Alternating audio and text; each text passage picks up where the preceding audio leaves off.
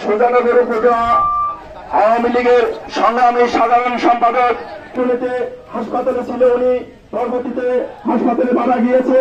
তার বিরুদ্ধে তার আওয়ামী লীগ কর্তৃক সাতবাড়িয়া ইউনিয়ন আওয়ামী লীগের আয়োজনে তার বিরুদ্ধে আমরা প্রতিবাদ জানাচ্ছি এবং আমরা এই শাহিনুজ্জামান শাহিনের বিরুদ্ধে যদি সুজানগর উপজেলার বিভিন্ন অঞ্চলে কঠোর কর্মসূচির মাধ্যমে আমাদের প্রতিবাদ আমরা জানাবো। আমি প্রশাসন সব ডিস্টার্ব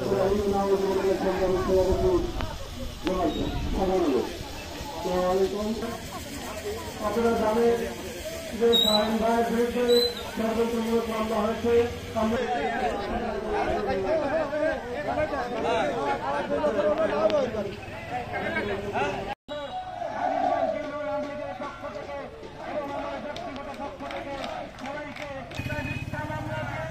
আমাদের নেতা শাহিনুজ্জামান শাহিনের বিরুদ্ধে মিথ্যা মামলা দিয়ে তাদেরকে হয়রানি করা হচ্ছে।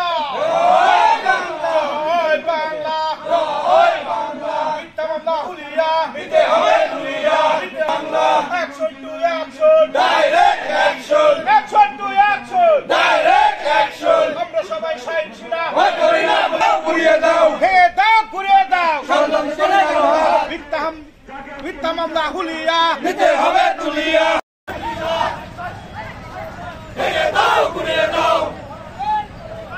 জয় বাংলা, জয় বঙ্গবন্ধু, রাজপথ ছাড়িয়ে নিতে হবে তুলিয়া, নিতে হবে তুলিয়া।